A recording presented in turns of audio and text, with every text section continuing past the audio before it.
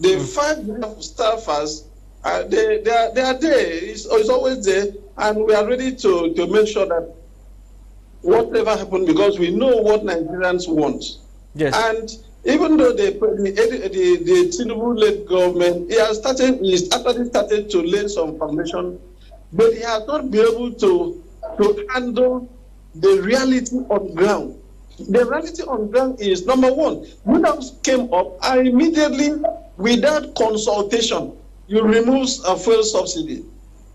And everywhere fuel is the engine room of any country, because it helps the transporters to bring goods from. He's cited. I don't know if you are there, Saviour. Oh, sorry, we lost Saviour. I will come back. I'll come back to Saviour. Saviour, are you back? Okay, Mr. Funduh, I will come back to Saviour. Apparently, his connection is disturbing. We just sorry for the. Yes, I understand you are back. There is a wind that is blowing across some African countries, or the African continent right now. And Nigeria, apparently, from my research, has a sad history of military coups. Are we looking at that as an option now, since Nigerian cannot have it through the court? I will stand. Are you there? Sorry. Yeah, I'm back. Sorry. Yes. I was saying that there is a wind that is blowing across the African continent, and apparently Nigeria has a sad history of military coups. Now that the court is apparently failing Nigerians, are we now turning towards that kind of sad history, where the military might want to secure the institutions?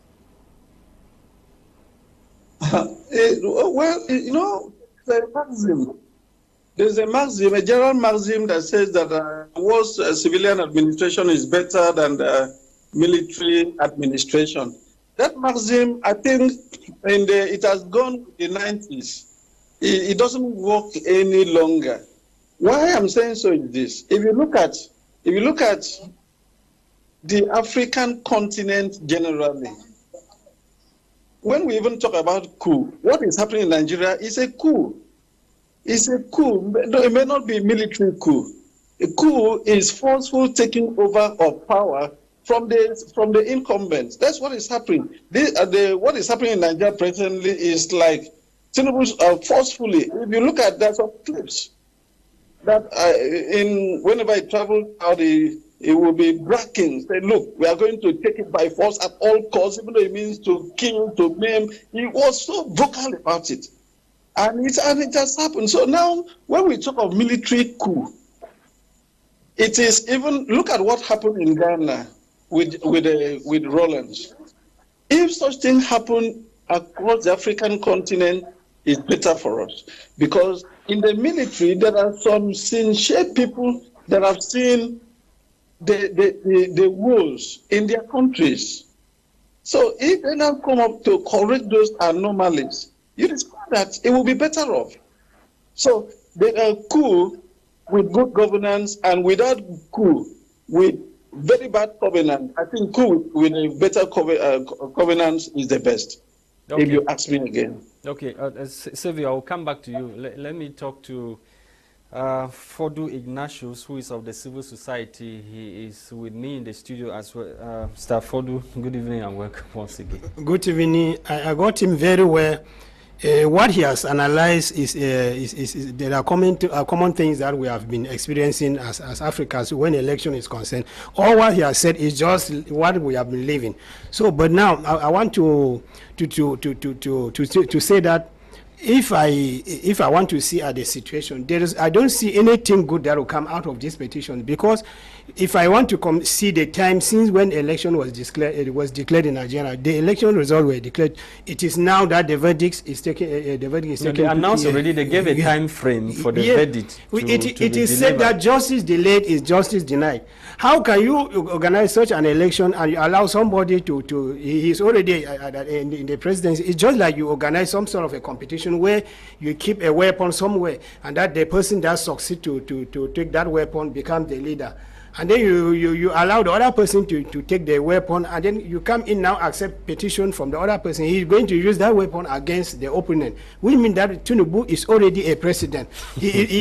How would you, even though these petitions, we were expecting that Nigeria could come up as another and show us a good example, like some African countries, like one time in Kenya, where the president of the electoral committee has once rejected the results of the presidential election. I was expecting that Nigeria could show such a good example. But if something good comes from this, and then it is going to create again. It's going to create, this time it will create chaos, because you allow many Nigerians are not happy. Most of them are saying that their victory was stolen. What I mean is that the only means, legal means for them to get the victory restored was through the court. But apparently the court is failing those Nigerians. See, Mr. Lasha, there is something in Africa we need to know today. In Africa today, we should be talking about regime change and not the winning candidate. It is regime change. In Africa, I can see only through a transparent election and democracy when the winner comes from another political party, because there's another kind of election in Africa where the ruling party remains in power and they do everything for their candidate to win the election. Had it been Tinubu was not from the ruling party, I'm not very sure that the population in Nigeria, the youth, could vote Tinubu at his age. It is because he's from the ruling party. That's why I see that for true democracy to come, election now we should be talking about regime change, because from regime change, the person that really win is legitimate. So if somebody from the ruling party comes in favored by the outgoing president, then we don't expect any good thing to come, because sometimes these candidates, they take an oath in their ruling party, with those party those party bigwigs. They take, for example, somebody, if a regime that has overcaused atrocity in a country and they know that justice is waiting for them,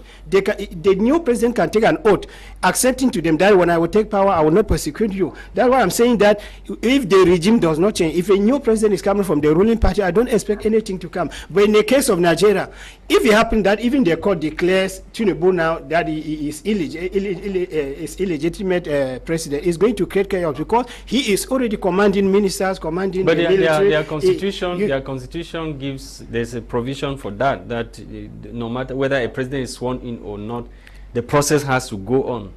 Why the president can even but Mr. Lasha, do you know that a lion remains a lion, even a dead lion?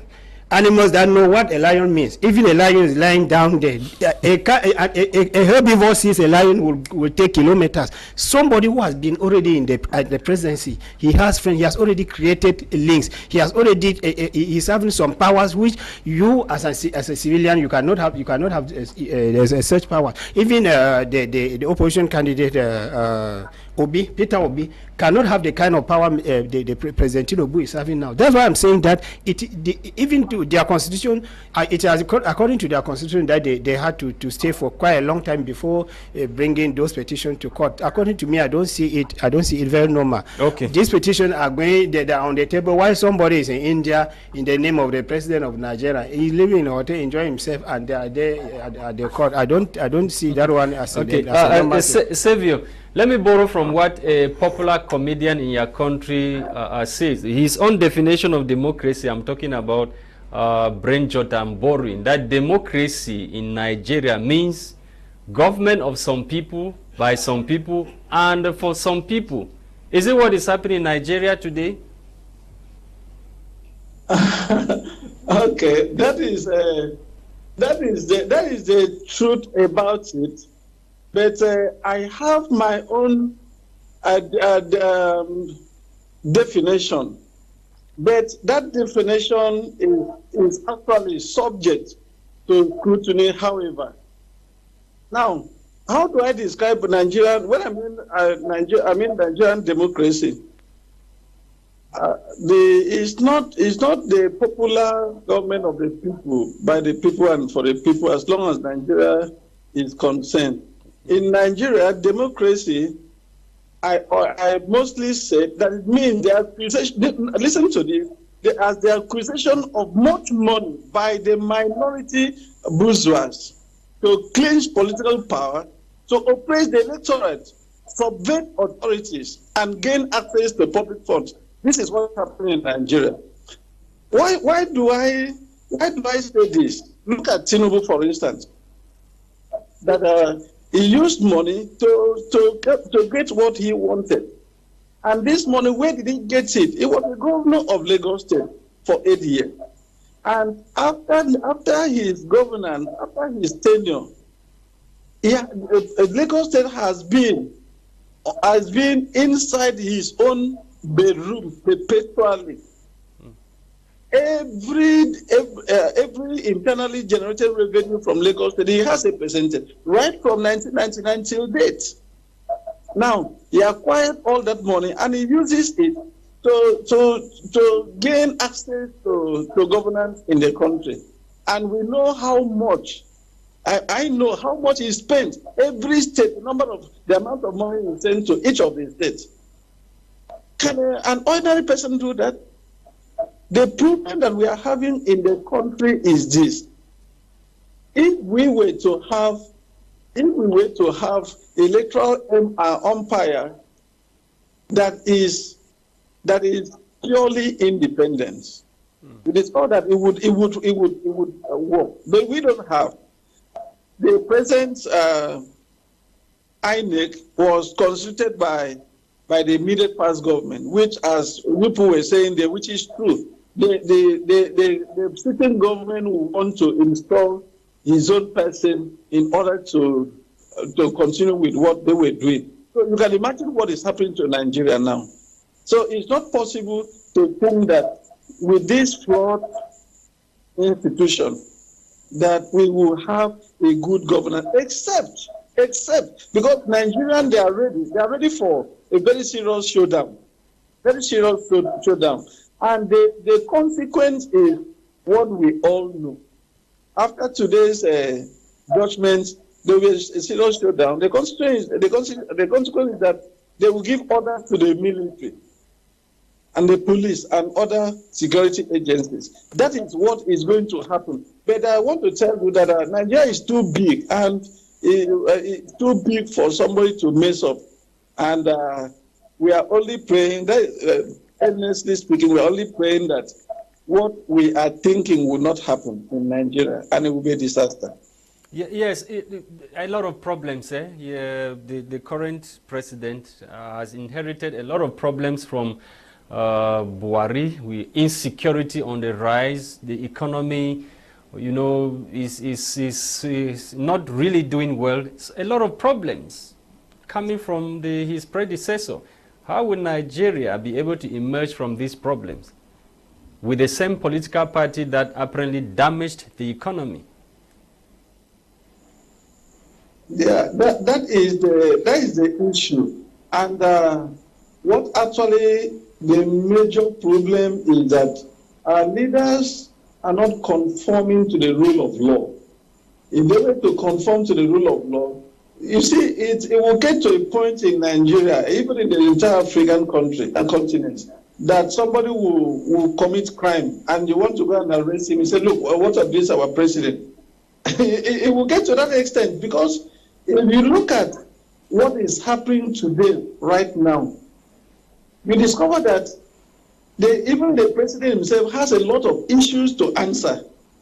He has a lot of legal matter, for instance now, or constitutional matter, for instance.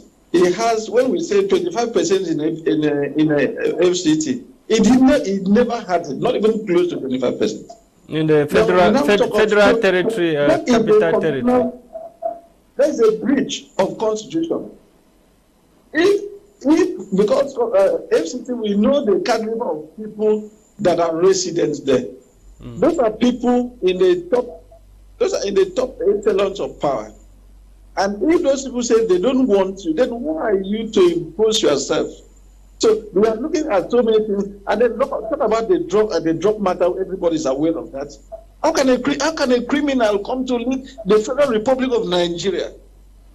I don't know whether you get my point. By criminal, what do you mean by criminal? When you say, well, how can a criminal come to lead the Federal Republic of Nigeria? What do you mean by that? Yes, thank you very much. You are aware of the drug matter, the drug case in the US. He was convicted.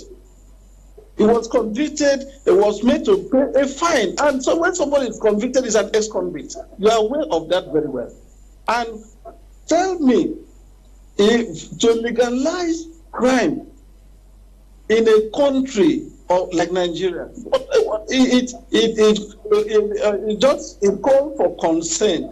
It means somebody can commit crime. Then when you want to arrest the person say, is crime now a crime? I don't know whether you understand my point. Is crime now a crime? Look at your president. Now, if you look at, let's drop that one aside. The issue of fake a certificate from Chicago University. You did not attend an institution, and you claim that you attended. And if you claim that you attended, show us. The one that you showed us, the institution is trying to tell the Nigerian people that, look, this is the situation, that then you are paying huge amount of dollars in order to seal it.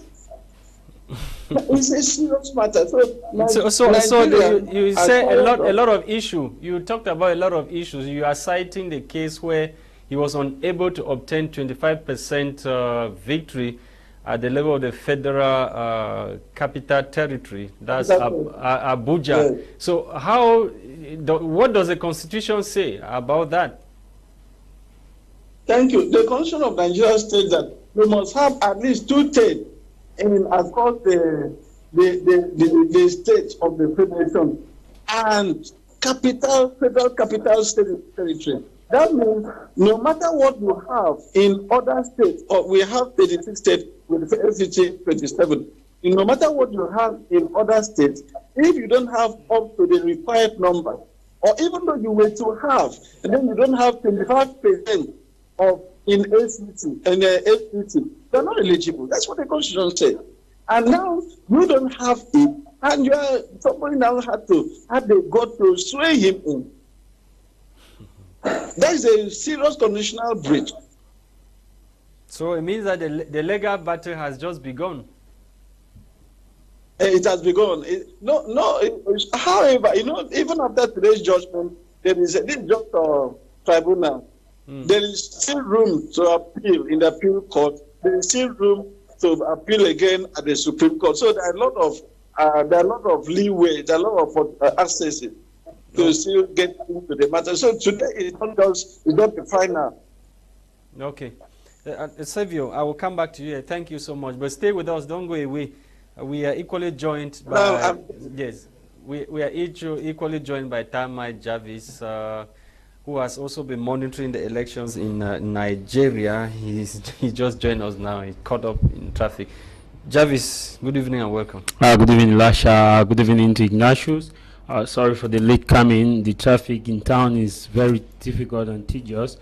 Thanks to the system of governance we have in Africa, where our commercial cities and major cities are flooded with a lot of traffic, and commuters find it difficult to have their way, and even those who walk on foot have it difficult. At one point in time, I had to walk from a very long distance before I had to bought a bike to come here, so it was not that easy. However, thank you for making it possible for us to discuss today. Yes, Jarvis, an appeal court in Abuja has rejected 2 out of the 3 petitions that were filed in by opposition political leader, contesting the elections victory of Tinubu. Is it a sad moment for Africa's democracy? What does it mean for the power separation or democracy in Africa? When you say sad, you are making it seem sweet. It is a dark moment for Africa, a miscarriage of justice in what we observe in Nigeria today, as far as the verdict of the Election Petition Tribunal starting in Abuja. It will go down into the annals of history that Justice Samane and all those revered, in quote, judges who sat in for days and weeks, listened to the different petitions summoned by Peter Gregor B., Atiku Abubakar, and also the MP party, all for the Labour and also the PDP party, calling in question several issues as far as the February election is concerned. One would have thought that the Nigerian judicial system will do the needful and will prove that Nigeria remain the symbol of democracy, freedom after speech and of speech, and also freedom during speech. One would have also expected to see the Nigerian justice system to continue in the light of what was done in Kenya in 2017 by Chief Justice David Maraga and co. And God bless Chief Justice David Maraga. Lasha Kingsley, I'll paint the picture as it is. For quite some time, I followed the Election Tribunal petition, sitting after sitting, analysis after analysis, and it was clear that the Nigerian judicial system, if the worst come to the worst, they will call for a rerun of the election. And when we witness what happened today, I'll go from the first aspect, I'll go constitutionally. The major bone of contention that the Nigerian judicial system, Chief Justice Samani, has made us to understand is that all of us need to go back to school and study English language, basic English language. What do you mean by that? Because when we look at the Nigerian Constitution, 1996, Section 134 and Section 135 of the 1996 Constitution, not the 1999 Constitution, not the 1996, the 1999 Constitution, which stipulate that a person shall deem victorious of the election after you must have won 2/3 of the total state or the state, and also and that conjunction, that's why I say they have made us to go back to school, and the federal capital and have 25% of the federal capital territory. And in today's verdict, which is a miscarriage of justice from my perspective, is that Chief Justice David Samani made us to understand that Abuja is not a special status, is not under special status. And now I want to put it to those legal experts who gave the readings and the interpretation by Chief Justice Samani.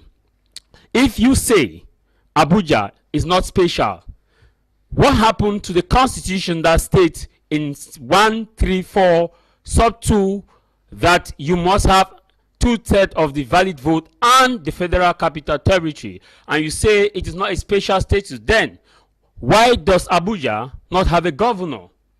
Abuja doesn't have a governor. We have an illegitimate governor. Yes. Yeah, is that what you're yes, saying? by the constitution, the president, that's why they say you must have 25% of Abuja, only 25%. That means the people in Abuja have the right to at least give you the position. On 21, the constitution says you must have 50%, just 25.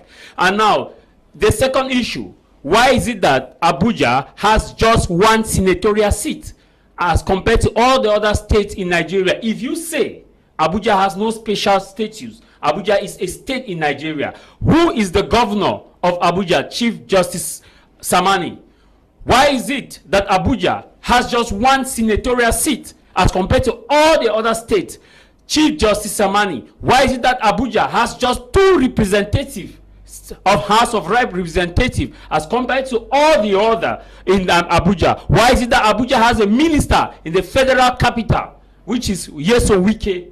Why is it that Abuja in itself, the president doesn't actually take full issues as far as the legitimacy of the is concerned. Why is it we have other states that have their own House of Assembly? The Abuja, let's look at the Abuja House of Assembly, Senatorial House of Assembly. Now, so we'll be coming back and I will conclude my position on this particular issue. Yes, let's go to the technical, to our machines. We have some adverts. We'll take this short break. This advert that was prepared for us by our producer, Nolinga. We'll be back shortly after that.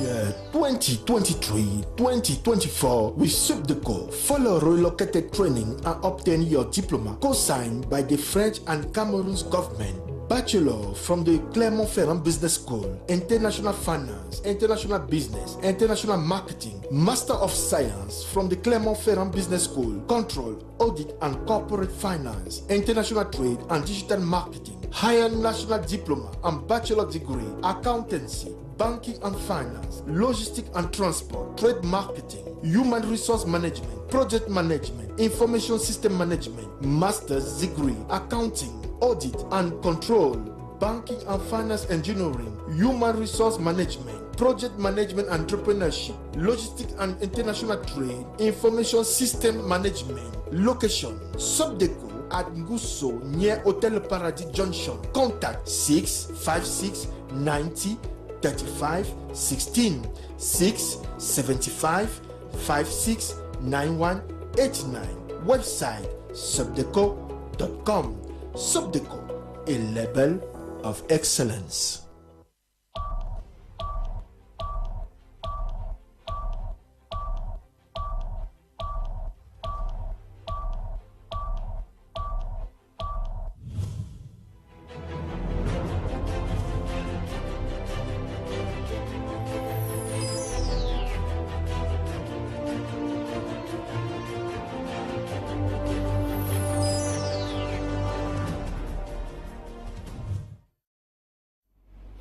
Welcome back, televiewers. If you are just joining us, you're watching Prime Hour on My Media Prime Television, where we have been so far examining the situation in Nigeria, where an appeal court in Abuja has rejected 2 out of the 3 petitions that were filed in by opposition political leaders concerning the just conducted elections in that part of the country. And of course, the verdict of that court was coming at the time when the president is actually out of the country attending G20 summit. And of course, Nigerians, some of the Nigerians who have spoken to My Media Prime Television, and of course, they're expressing their discontent over the decision of the judge that is watching over that set petition. They say that is a miscarriage of justice. And Tamai Jarvis, before we went on that commercial break, was trying to paint the picture of the situation in Nigeria, since he has been following elections in that part of the African continent. Tamai Jarvis, we were taken a bit by the commercial break, so you just have to continue from where you ended, so we can conclude on that. So I was saying that, Chief, you know, in 2017, in Kenya, that was the first historic moment where we witnessed that Africa's judicial system became independent, where Chief Justice David Maraga stood firm against the incumbent, who was President Uhuru Kenyatta, and also William Ruto against Raila Amolo Odinga. Now in 2017, when the petition went to the Supreme Court, which sit in as the Constitutional Council, after the petitions were listened to, counter evidences were given and cross-examination, Chief Justice David Maraga stood and said, I have the right to uphold the Constitution, and that the Constitution, supreme, than any other, and nobody can pressure me to give a verdict other than what the founders inscribed in the Constitution. And in that verdict, he said the election which the Independent Electoral Boundaries Commission, known as IEBC in Kenya, had announced that President Uhuru had won the election against Raila Odinga. The Constitutional Council or the Supreme Court nullified the election and said the incumbent did not win following the legitimate process as prescribed by the Kenyan Constitution. And so it was cancelled. And so therefore one would have expected that the spirit of that goodwill will continue in Nigeria. That is the biggest black nation in the world, and also the biggest black economy in the world, and also the biggest democracy in court. Jarvis, the way you speak, one will have the impression that Tinubu did not win that election. Lasha Kingsley, Tinubu did not win that election in all fairness, and I'm not mixing words in my mouth. The Nigerians who are watching me, I followed that election before, during the campaign, after the election, post-electoral petition, and today I still follow the election. I monitor all elections across Africa. And to tell you in all honesty, Tinubu's supporters, where were they in all the polling stations where the results were chipping in? Second, where were they when people were streaming their live result? Lasha Kingsley, your supporters are not ghost supporters. Are you telling me that it were flies airborne that came, oxygen, and voted for Tinubu, that they have a good number of votes? I'm not saying that he did not win in some areas. I want to go constitutionally, because if I go by the context of what we saw in the February election, it was a sham. People were being beaten, people were wounded, some were killed in an attempt to cast their ballot. And in some police station, they said, if you are not voting APC, caught on camera, don't vote in this police station. It became a tribal issue where people who were of the other extradition from Southeast and those from the Igbo land were being victimized by virtue of the fact that they were supporting Peter Gregory Obi. Far from that, I want to go constitutional so that we look at it from a legal perspective. Section 134 of the Constitution of the Federal Republic of Nigeria, 1999, it states that a candidate for an election of the office of president shall be deemed to have been duly elected where there been only two candidates for the election. A, he has the majority of votes cast at the election, and B, he has not less than, he has not less than 1/4 of the vote cast at the election in each at least 2/3 of all states in the federation and the federal capital territory, Abuja, full stop. 2 of 134 of the Nigerian 1999 Constitution states a candidate for an election of the office of president shall be deemed to have been duly elected where, there being more than 2 candidates for the election. Sub A in sub 2, he has the highest number of votes cast at the election, and he, that's B, and he has not less than 1/4 of the vote cast at the election in each of at least 2/3 of all states in the federation and the federal capital territory. And now 3 states in default of a candidate duly elected in accordance with section 2 of this section, there shall be a second election accordance with section 4 of this section, at which only candidate shall Jarvis, be. let me just stop you there. Big book. How, with all these provisions of the Constitution that you are reading now, how was Tinubu, how did he manage to be sworn in as Lasha, the Nigerian just, that's why I say Nigerian election. Swearing somebody that has not met the Nigerian election need a lot of reforms, not just at the level of vote cast, but they need reform also at the electoral procedures and process, because we have said it here, and I want to say that this gives room for shenanigan politicians to make use of their money, to take their money and make use of the system and thwart the system. According to Nigeria electoral process, when people go to the poll, they cast their ballot, the Nigerian Independent Commission National Independent Commission, INEC, has the mandate to declare who wins the election after having read Section 134 of the Constitution.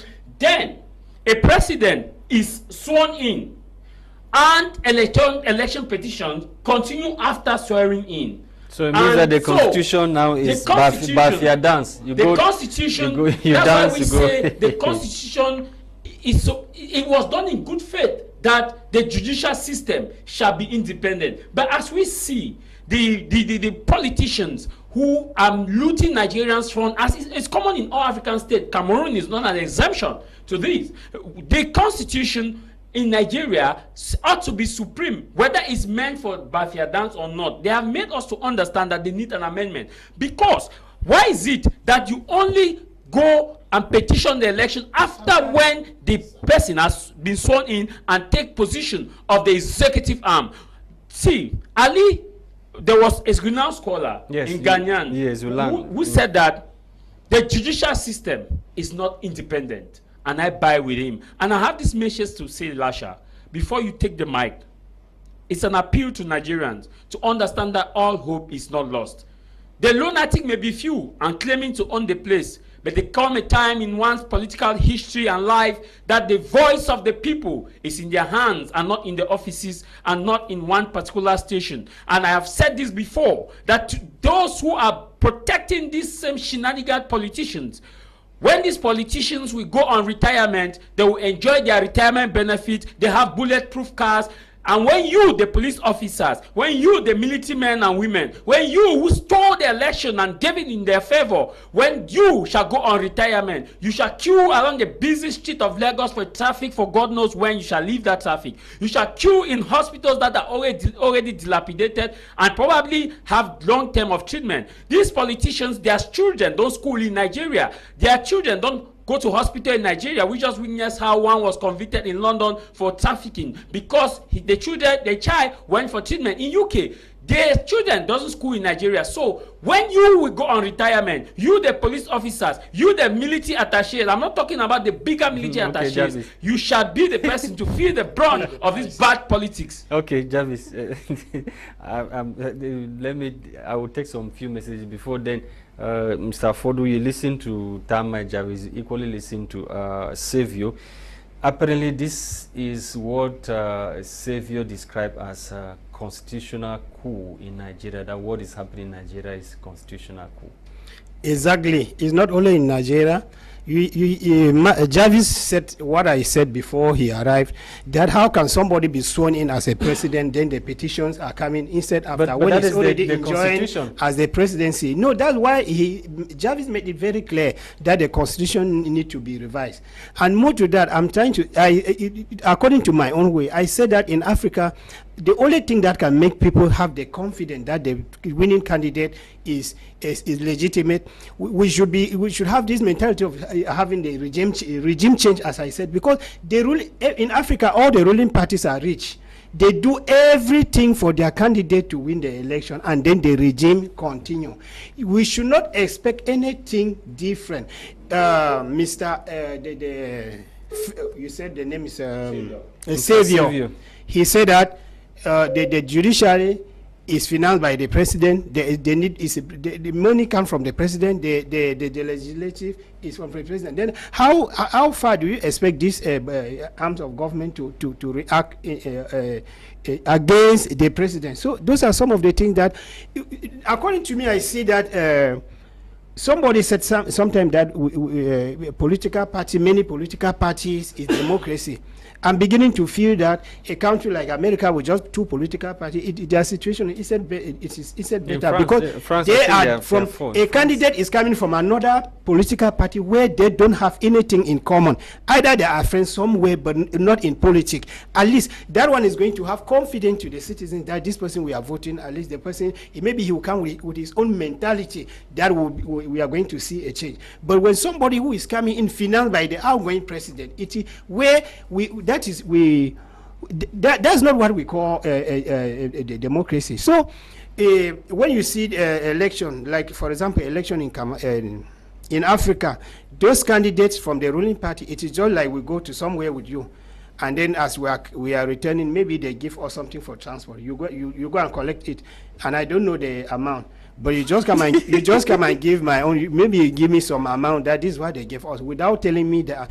If you could have given you could have shared equally. But some people will not believe that what you have given to him is exactly what you were supposed to give him. So we have to do election in a way that it should clear doubt. People should not be in doubt. It should not be suspicious. Why? Okay. One, election should go into how do we say in 2 rounds.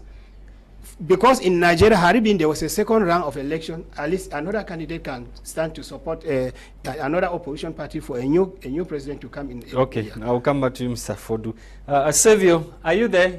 If you are there, let me put this question to you. Mr. Funduh Ignatius said the problem with Nigeria is that of regime change. Now, I'm tempted to ask you, do Nigerians need generational change or regime change? Thank you very much. We don't need regime change. We need generational change. Now, but let me even let me add to what the last speaker said about Kenya. Kenya supposed to be the leader of Africa by leading by example, in terms of, look at what he was saying about the Chief Justice of Kenya that overturned the election. I hope you know that the Chief Justice also was appointed by by Kenyatta, yes. by the President Kenyatta. Yes. Now, what happened? Why didn't the man favor the person that appointed him into office? That's what we are looking for in Africa. Not that because you become a stooge, because somebody appointed you. You qualified before the person appointed you. You cannot, the president cannot just get to the market and put a trader to become a chief justice. It's never possible. If you are not qualified and the president is looking for a good hand, he appoints you. So the issue of Nigeria and Africa generally is just that, as you already asked, we don't necessarily need a regime change. We need a generational change. Why?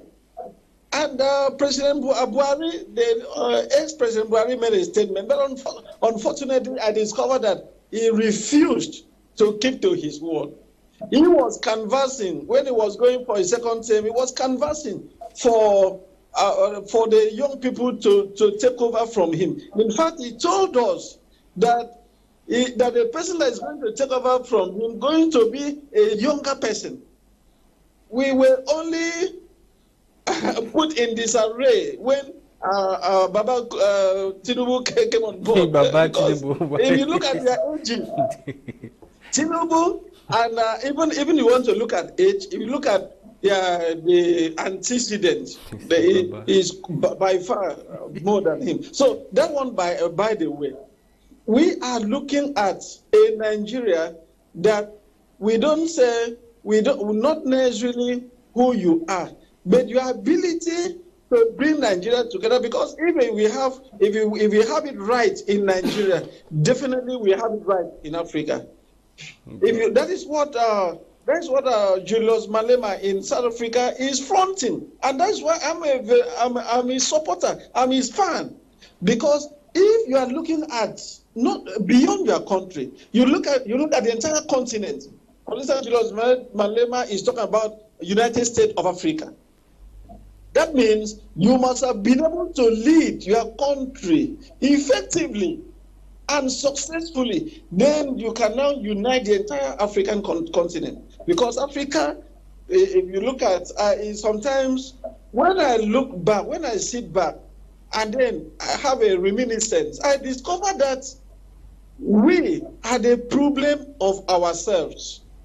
That Africans are the problem of the Africa. Now, look at Nigeria now. We are looking at somebody who can stand to his feet and say, this one is wrong, this one is right.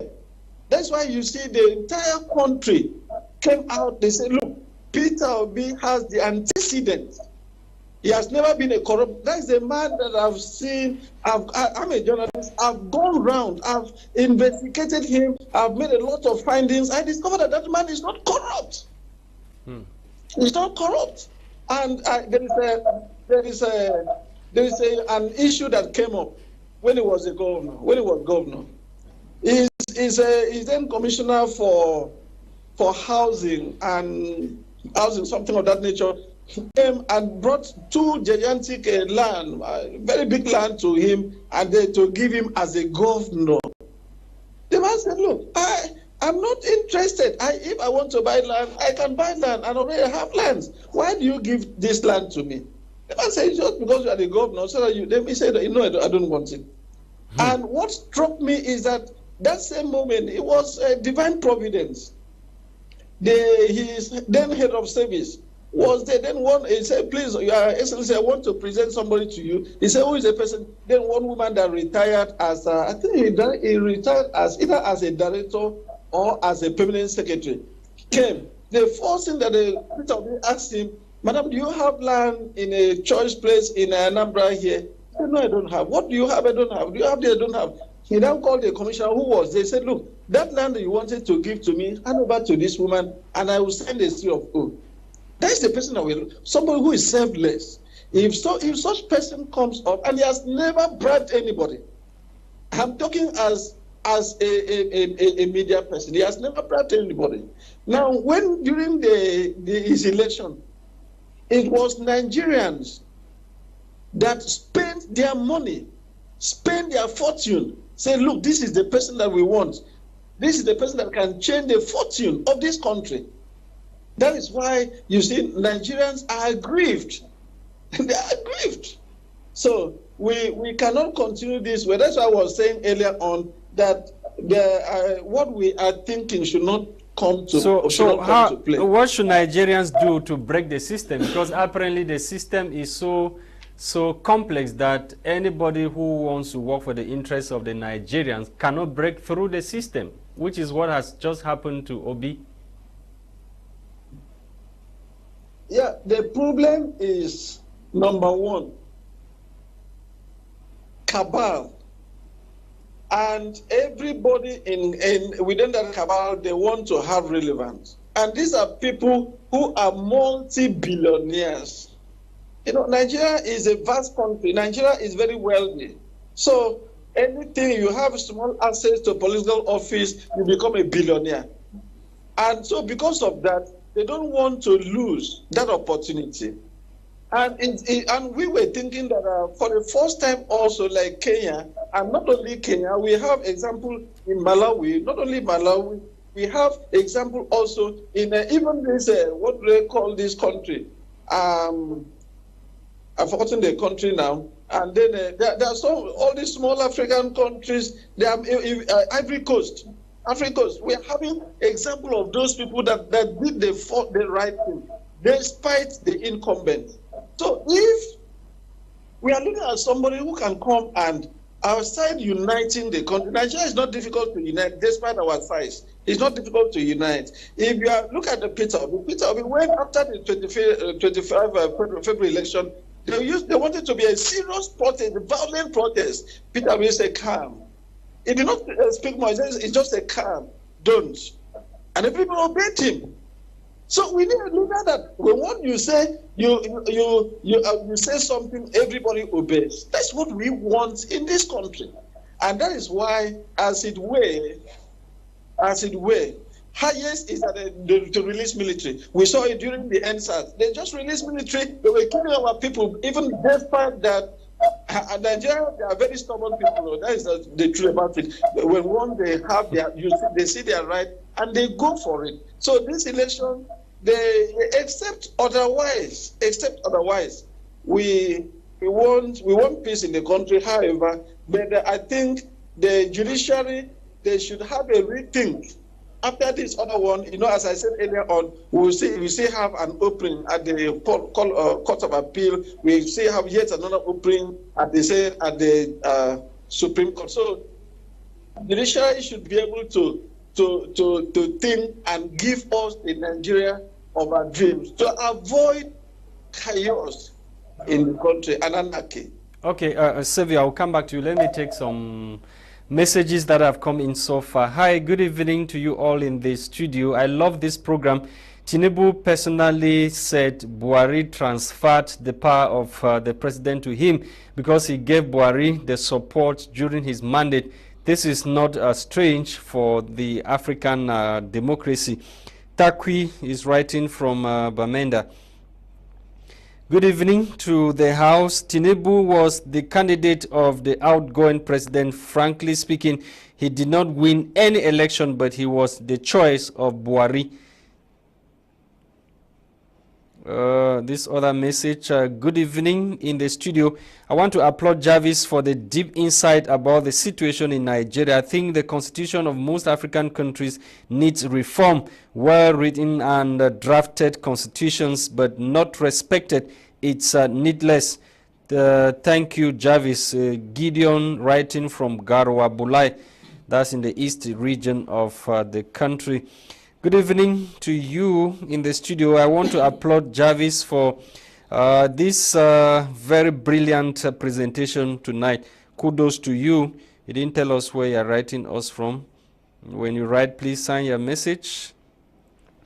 Nigeria is a very complex political entity. I think we need to focus more on Cameroon. Nigeria has seen more power sharing and democracy more than a lot of us can ever imagine. I think we need to focus our energy understanding the crisis in Cameroon and preferring solutions rather than crying more than the bereaved. Stephen Mwambo from Buya. Stephen Mwambo is writing from Buya. This other message. Hi, good evening, and thank you for the good program. If you want to win elections in Africa, all you need is to know those counting the votes or those declaring the winner. Or better still, let the election officials be your workers. They will fight to keep their post because they are scared that you should leave power. Their post may be affected. You say you are Jobam Alan writing from Bamenda. Alan is writing from Bamenda. So many messages coming in. This other one. Hi, good evening and thank you for the good program. We are enjoying it. I'm writing from Nigeria. You didn't say your name. When you write us, please tell us your name and where you're writing us from so that we'll be able to read your message to the hearing of other Cameroonians and the world, those who are watching us in and around Cameroon, especially in the African continent. Mr. Funduh, you listened to what, no, I'm with Jarvis. No, I'm with Jarvis. My microphone is with Jarvis. Jarvis, what is the solution for Nigeria as we speak? We are concluding on this topic to take on the next topic. The verdict is already there, it's clear. There's no hope. There have never been hope. If you, so what is the way forward? If you go by constitution in Africa, there will not be hope. There are two things. During the election, Nigerians went to the military to say, please secure our vote. In all the military stations, polling stations, in 100% polling station, you equate it in a scale of 100%, Peter Gregory won at least 70% of the military barracks, or 80, to tell you that they could not steal the election of the military. Ballot boxes in all the military stations. That's why you see Abuja. He could easily win in Abuja because he could not easily snatch ballot boxes. But when you come to outside the military barrack, an area where are controlled by chiefs, they could easily snatch ballot boxes, kill people, maim people, and destroy the vote election. You are asking of solution. Number one solution is that the guarantor of the Constitution, the protector of the territorial integrity of Nigerians, are the member in the defense and police force.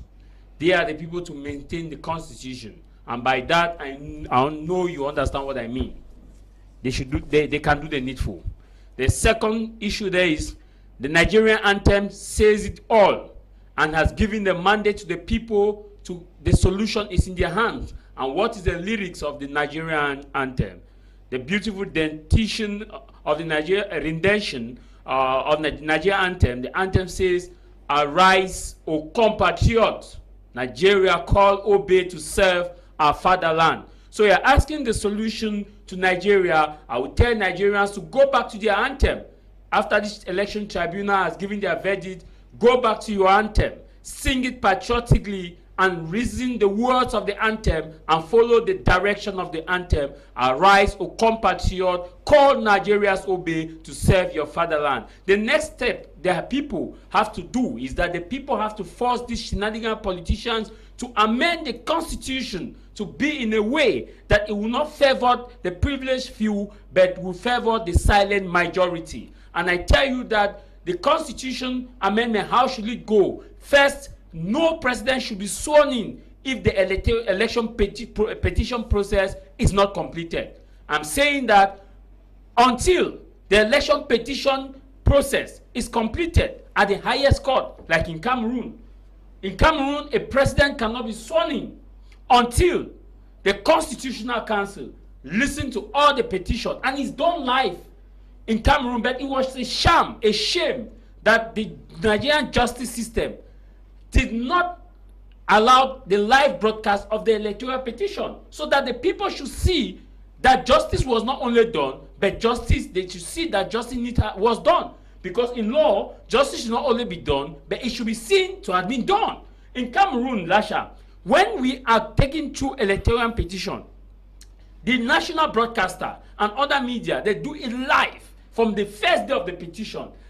You watch the proceedings, you watch the cross-examination, the counter-examination, so that when the verdict comes, but now, every common Nigeria has the right to say it was rigged. It is a constitutional coup d'etat. What happened in Nigeria today is a textbook definition of what a constitutional coup d'etat is. Look at what they decided when they decided to do the live broadcast during the verdict.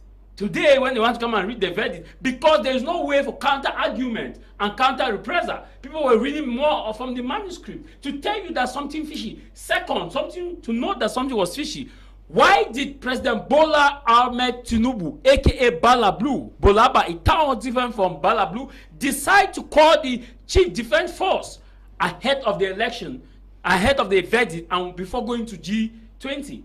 He would have called them and stayed at the meeting. Second, before then, there had been a meeting at the presidential villa calling on military people to be loyal to the president and asking military people who are not loyal to the president to leave the force. But the president incarnates the institution. That's why I'm coming. That's why I'm coming. How can you call people to be loyal to the president and not the institution? The president is incarnating the constitution, which means that they should be loyal. They should be loyal to the president. No. Right. The people should be loyal to the constitution, Lasha. I am not loyal. Any worker in any company is loyal to the policies. The president was chosen by the people.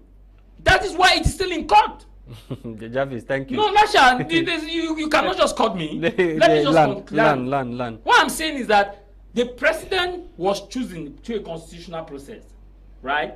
Now the constitutional process still said that until that appeal, Supreme Court give the verdict. So what I'm talking about loyalty is that you are loyal to the constitution and not an individual. People come and go. We need stronger institutions and not stronger people. Look, in Britain, we say the House of Commons. We call the House of Lords. Those are institutions. Go to America, the Senate. Go to America again. You talk about you come now to the Congress. These are stronger institutions. Come to Africa. What do we have? Idi Amin Dada.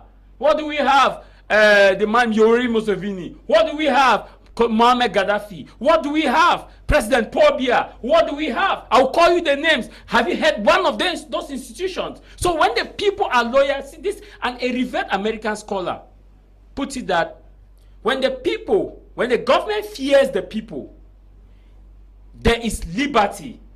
But when the people fear the government, there is tyranny.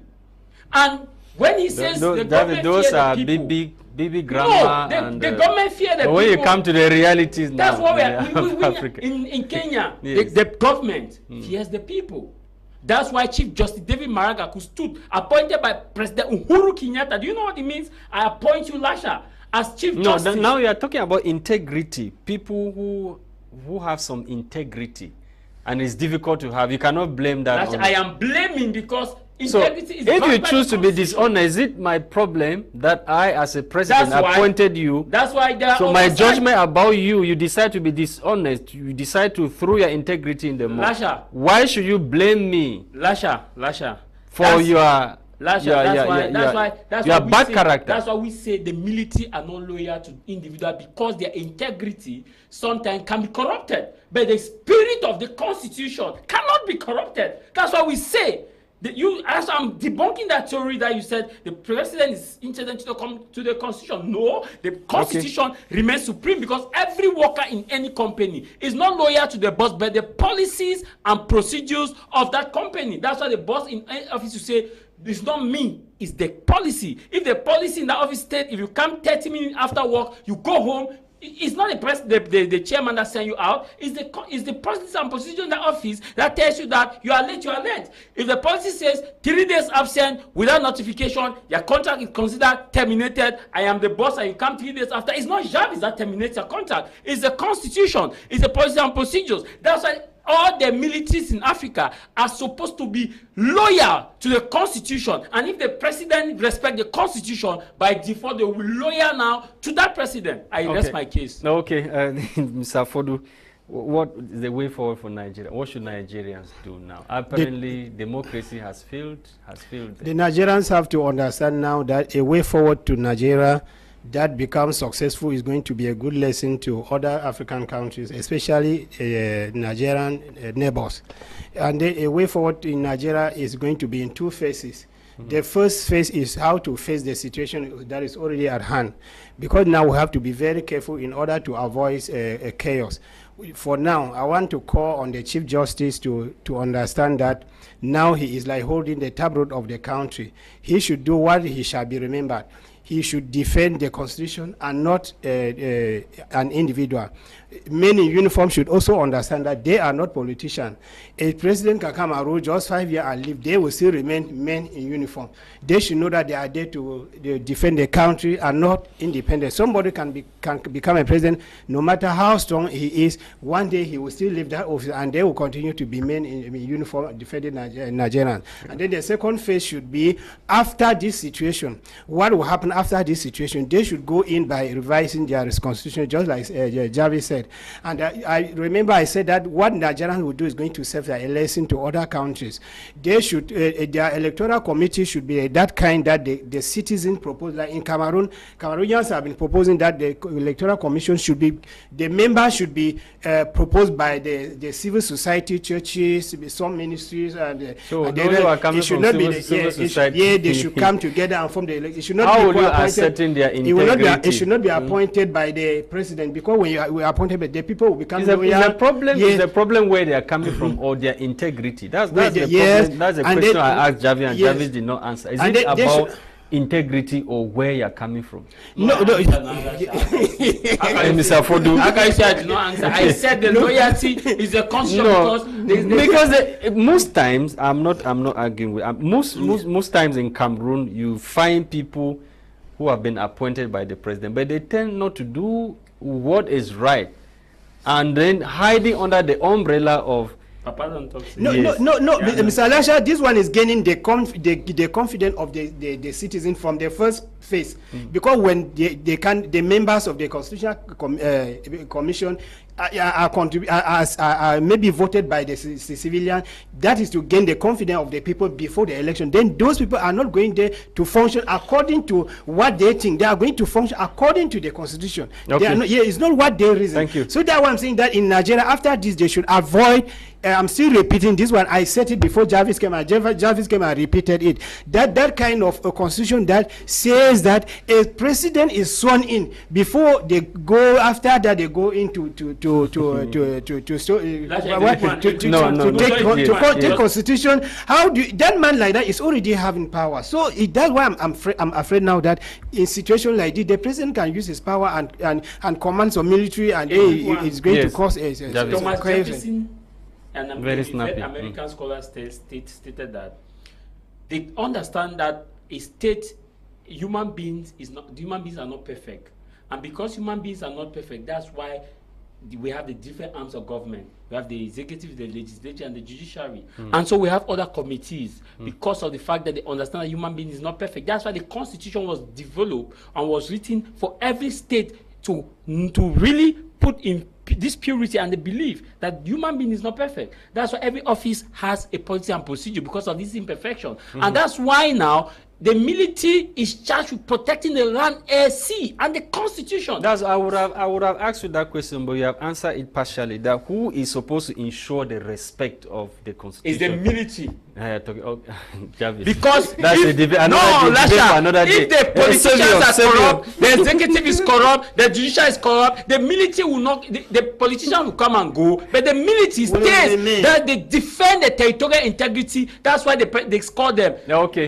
They are soldiers. Let us not go to the situation in Gabon where somebody dissolved. No, that one is different. Dissolved institution Gabon was not a coup d'etat. Reinstated another institution to swear in him and then it was a family arrangement. Saviour, I don't know if you are still there.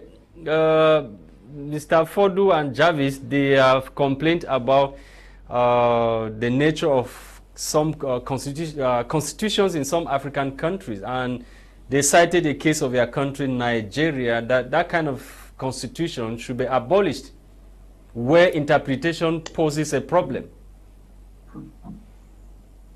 Yes. Hello. Yes. It's true. I've listened carefully the analysis.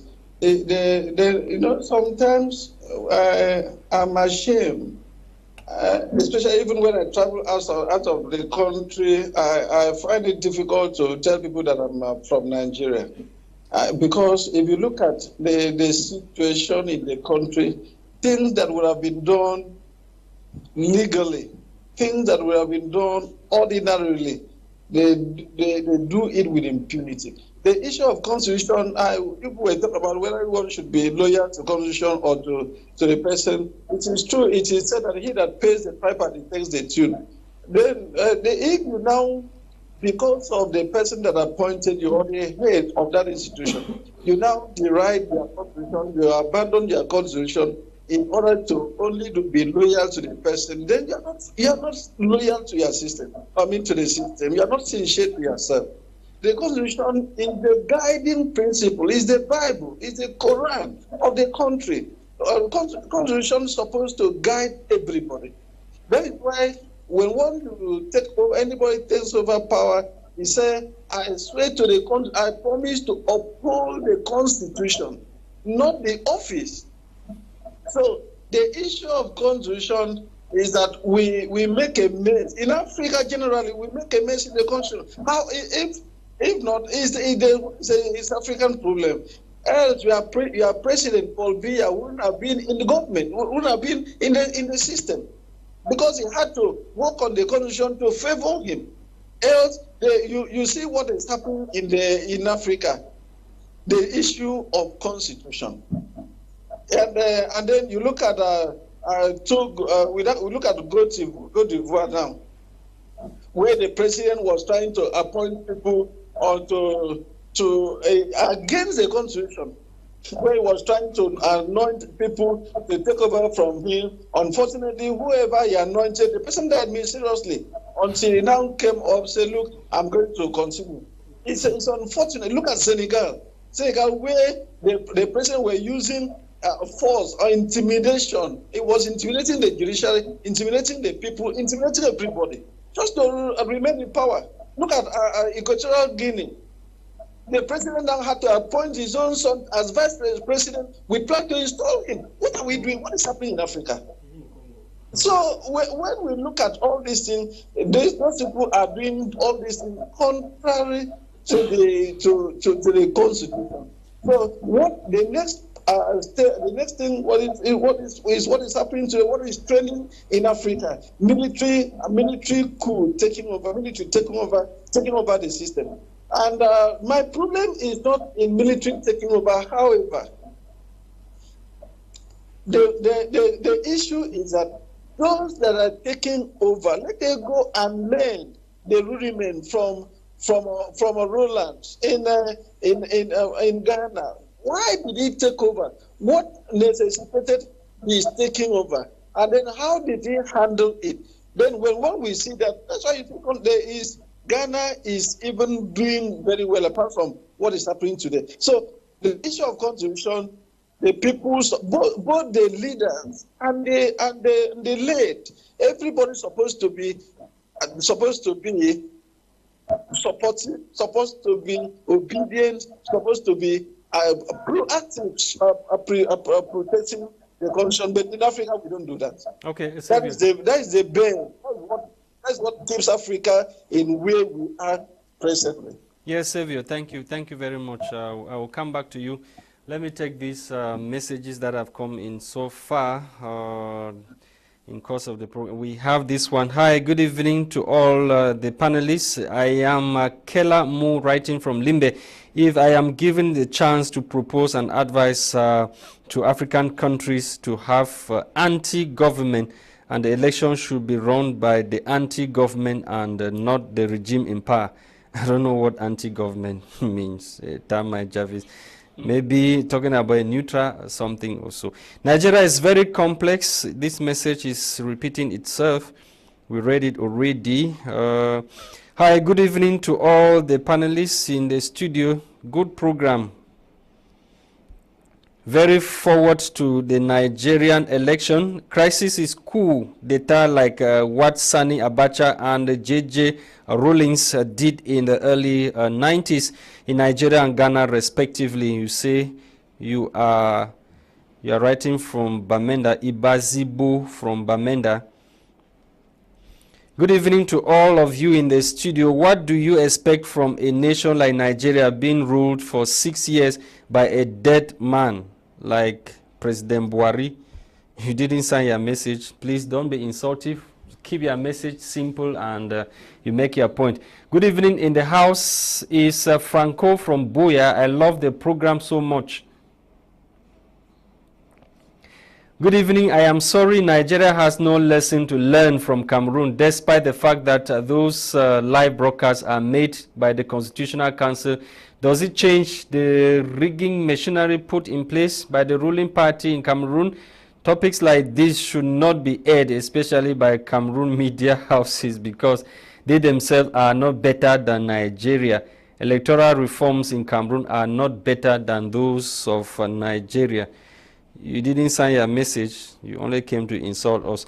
Good evening to you all in the studio. Africans at large need to be serious. Our leaders are placed by Western countries for their interest. When an American or other Western countries president is swearing in, he always says his citizen first before all. But no African president says that, because they put Western citizen first. For me, His Excellency President Paul Biya has openly challenged them in his political know-how. And we need him now more than ever before. He is taking Cameroon to the promised land. Nigeria under the Tinubu should prepare for the worst. Dicking is writing from Bamenda.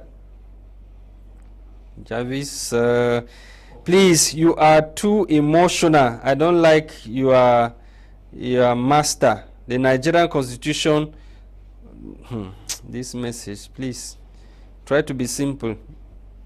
Good evening in the studio. Please, let's leave alone. We should not leave a piece of wood in our eyes and try to remove a sun from Nigerian's eye. This is Linus writing from Limbe. Linus from Limbe. This one is Bondos writing from Yaoundé. Good evening to all in the studio. I don't expect the journalists to insist on people's integrity. The Constitution is first of all established to neutralize partiality or addressing common good. We can't keep the Constitution aside and go back to people's integrity. Okay, Oga, we've heard you. Good evening. I think Jarvis is right. We respect the Constitution before the president, because if your father tells you to steal, you won't steal. But that your father tells you not to steal, you will not also steal. You say you are Germain writing from Boya. Your message was not clear. I don't know what I had just read. If it was understood, fine. Good evening, Mr. Lasha. Under normal circumstances, this supposed wind of change blowing across Africa should equally rattle across Nigeria after this miscreance of justice or miscarriage of justice by the Abuja court verdict. The kingdom of God suffered violence, and violence taken it by force. You say you are Bison writing from Tiku. Bison is writing from Tiku. Good evening all. Mr. Jarvis, please, you are too emotional. This message is repeating itself. Please don't send and send. I've read now. You are only sending again. Good evening, great men in this house. I am Nsangong Franklin, writing from Buya. I just want to congratulate Jarvis for his powerful analysis he is giving us this evening. This other message. Good evening to you all there in the studio, especially to you, Brother Jarvis and Mr. Ignatius. For this reason, people like Ibrahim Traore are taking the law into their hands. Please, Brother Jarvis, I want to ask you that when you look at the bull steps Isimi Guetta is taking, do you think that he is safe from the west? This is Terry from Buya. Oh, Terry from Buya will answer that question. Televiewers, we are done with our first topic or first focus for tonight. We want to take on the second focus that has to do with the decision of President Paul Biya creating a school that would train people on peacekeeping or maintenance of peace in the country. The presidential decree came in the earlier this week, and of course Cameroonians are asking what would change with the creation of that school by President Paul Biya. Jarvis, I begin with you. You read through the presidential decree creating that school in Cameroon that has to do with the training of officials to maintain peace in Cameroon. Another misplaced priority. Lasha. I want to begin by just a quick reaction. Somebody said we should remove whatever is in our eyes before going to Nigeria. I want to say the fact that my media prime is African television, the African eye. And so, in as much as we have issues in Cameroon, whatever affects Nigeria affects Cameroon. Because we share border, we have refugees in Nigeria and vice versa and so on. Now, you talked about the issue of presidential decree, creating the Peace Academy. And I laughed because it is another, a very big example that we have not learned enough in this nation as to what we actually need. The priority of Cameroonians is not the creation of Peace Academy. Lasha, the hungry man will be the angry man. And what we should be investing is how to give Cameroonians the opportunity to create wealth. I know an adage will say that, no, we are creating this Peace Academy because in the northwest and southwest region, we are flanked by a crisis. In the northern part of the nation, we have Boko Haram insurgency. In the eastern part of the nation, we have Seleka rebels encroaching. And in the other major cities like Douala, Yaoundé, we have insecurity, and also in some part of the nation we have the different groupings that are calling for ethnic divide, where you hear the Tontina, the Sardina, the Mutong, the Grassfield, and also the Wondos, etc. The Peace Academy, what problem is it coming to solve? Jarvis, now, what kind of question are you I asking? am asking this question. I'm supposed to be the one asking. No, I am asking question. and I'm answering the question. Yes. What? We have problems everywhere. In the northwest and southwest. Lasha, the problem in the northwest, I just said it, that I know they will tell us that we are flanked with crisis in the northwest and southwest. We are flanked with crisis in the northern part of Cameroon. We are flanked with crisis in the Seleka rebel incursion. We are flanked with internal wrangling between the Tontina, Sardina, and that's why we need a Peace Academy. No, we don't need a Peace Academy now. What we need in Cameroon are those institutions to work. We need the institutions to work. Lasha, if the major national dialogue was called in good faith, handled in good faith, we would not have had the Peace Academy to come and tell us how to resolve peace. if by the sharing of the national cake is done in the way that the specificity of each region is respected, we will not need a peace academy. I started by saying the hungry man, the hungry man is the angry man. And so, give person peace without food, you are investing in war. And let me be very honest with you, Lasha. At this stage in Cameroon right now, let us look at how many persons in Cameroon are unemployed. The unemployment rate has increased. Let us look at also the number of businesses that are dying down. Let us look at also the middle income earners. Can they actually take care of their bills? Last week I pointed out to you that somebody earning 250,000 francs in Cameroon cannot pay bills and live, cannot build a house. And somebody earning 300,000 as a salary in Cameroon can still not build a house, buy a car, send kids to school, good schools, without stretching the limit. So what I'm saying in essence is that this peace academy, we have more pressing issues. That's we have more pressing issues, Lasha. Okay. We have more pressing issues, and so therefore the investment of this peace academy is another reward system to those who have been in the corridor and be saying, Papa, we need our own areas to chop. Papa, sorry, Papa said, okay, I will retire you to a peace academy. I will give you a budget. I will give you things. Go there and rest. It's another retirement center. What we need right now are recreational facilities, facilities that will employ Cameroonians, are facilities that will move Cameroonians from a dependency to create wealth creation. That's what we need. And we should not be talking about Peace Academy. How peaceful are those who are who are to teach the Peace Academy? It's like those who are handling also the commission of bilingualism and multiculturalism. He who goes to equity must go with clean hands. Okay. So I see it's a retirement home for loyalists to go and eat government money while we still continue to die of hunger. Yes, Funduh, Ignatius. Peace Academy created by President Paul Biya. Even though it is an academy, but I put it together with other institutions and commissions. Can you be positive a bit? Yes. Somebody who sees things from afar can easily say that Cameroon, we don't know. We don't know that we have problems. We don't really identify the real problems. But we have problems in the northwest and southwest. But I as a Cameroonian, I can confirm that we Cameroonians, we know our problems, but we are voluntarily refusing to solve the problems. Why? Because this commission is coming to add to, like what Jarvis just quoted from there, the Commission for Bilingualism, Commission for Disarmament and construction, anti-corruption. So all those things like that. Even these regional councillors that were voted, we don't more hear them. And we continue. I don't know where they are functioning.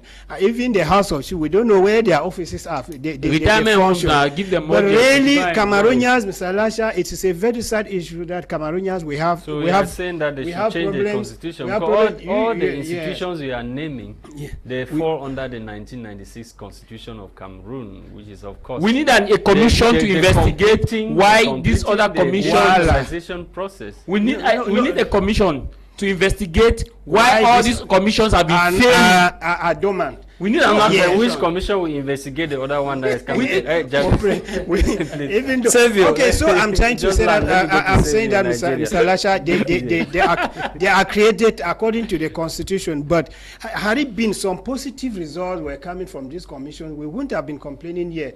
You yourself, you are living in Douala, all around like this. You see, sometimes the road is blocked by the dorms that is citizens are dumping because the company that manage waste, they are not active on the fee. The road, Cameroon, we need road. Just like last time I traveled to Yaoundé, I discovered that on the Yaoundé-Douala road, they are constructing modern toll gate. When I saw it, I had a feeling like you buy a flat screen TV of this size, what they say, how many inches, the biggest one, you go and put in a house that is roofed by thatches. Because those toll gate, the road that we have our road does not merit that kind of toll gate. But when I see things far, it is another way to continue exploiting money from the citizens who are not, first of all, living very well. So I don't really know who those people who are around the president accepting or proposing these ideas. that he should continue creating groups that are inactive, because I call it inactive, because really if you ask, just go to the street and look for a vendor by the roadside, just some of these commissions, you are a journalist, if you want to test what I'm saying, some of these just ask questions on the street that you know that in this country they have created this, how do you feel, what is the result, what have you witnessed as a positive result from this commission? They will tell you that they don't even know why something was existing like that. And then our president continue creating these groups. So it's the budget is, they are going to create a budget, buy them cars, like what they did to the bilingualism commission. That's the county budget going. It's not even the military. Yeah. So we still, in a way, we are not going to stay quiet and see our country collapsing. We are still advising those who are in the position of doing something that, please, we should see we should really look what Cameroonians are going through, and they really start our problems from the right position. The real doctor, a good doctor, is the doctor who identifies, like I said, that treating an illness and the killing the virus that causes that illness are two different things. So you see, the real doctor is the one that identifies that virus that creates an illness in somebody. I believe that at this level we have not yet, we are not targeting the virus that caused our problem. We are just trying to give some painkillers, to some people will be happy, and then a majority of Cameroonians. Let me give you a good example. Just write an advert, make something like April Fool, and announce on social media that a very renowned company in Cameroon, like Brazzaville, maybe like MTN, like Guinness, that they are recruiting. You just give a number that they are in the course of recruiting 1,000 youth. Mr. Lasha, that day, if you have a car, don't pass on that street.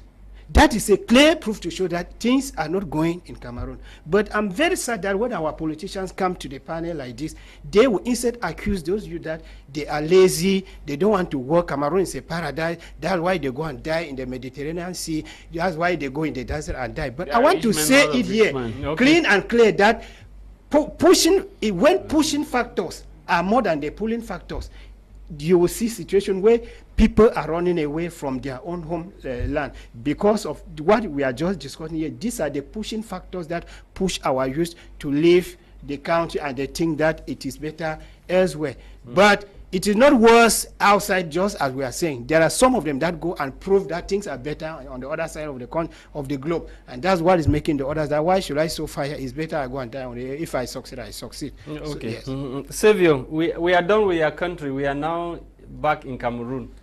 We are talking about a presidential decree which created an institution called Peace Academy in Cameroon. What is your take on that presidential decree?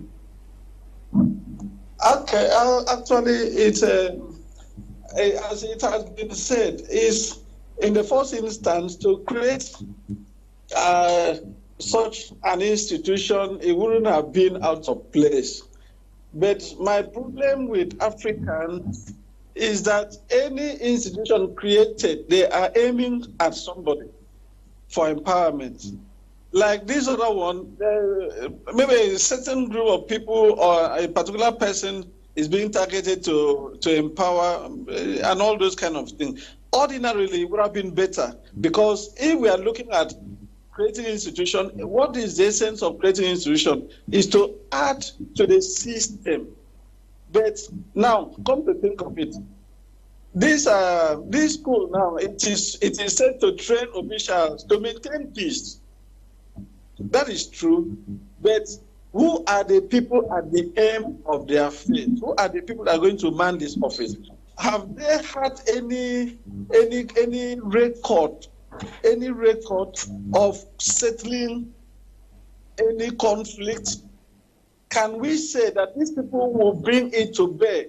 Because if those are the aim of our faith, if they are not qualified, then you discover that it is going back to the same system just to empower them, and then they sit down. So my take there is this: let the president now look at people of character, people that have the country at heart, people that can stand their ground, stamp their feet, say, look, this is what we want, and then they go for it. So we cannot just say we want to create an institution and then you bring people from different backgrounds. I'm a lecturer. I'm lecturing also, but I'm a media person. I'm a lecturer. I discovered that at a certain time, I had a course of interfacing with some students. I discovered that a student will read this particular course thinking that we'll take that child to this place, only to discover that it has nothing to do with that particular field.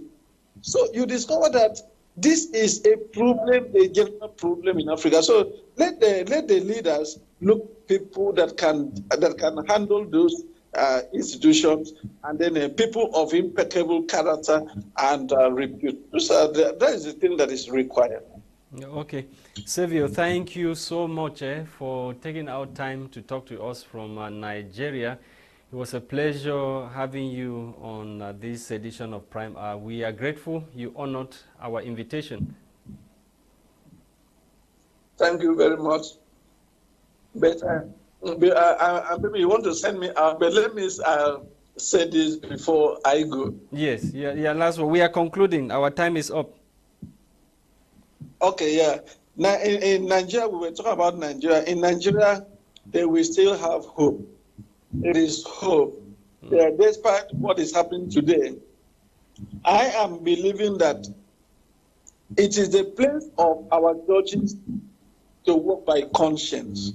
When our judges work by their conscience, despite financial inducements, despite trade from any quarter, they put Nigeria first, and then they go for the good of the country, then we will have a better Nigeria.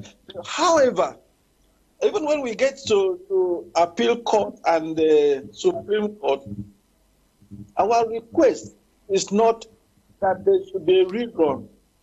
We know that the occupants of Aso Rock in Nigeria, we know the issues surrounding him.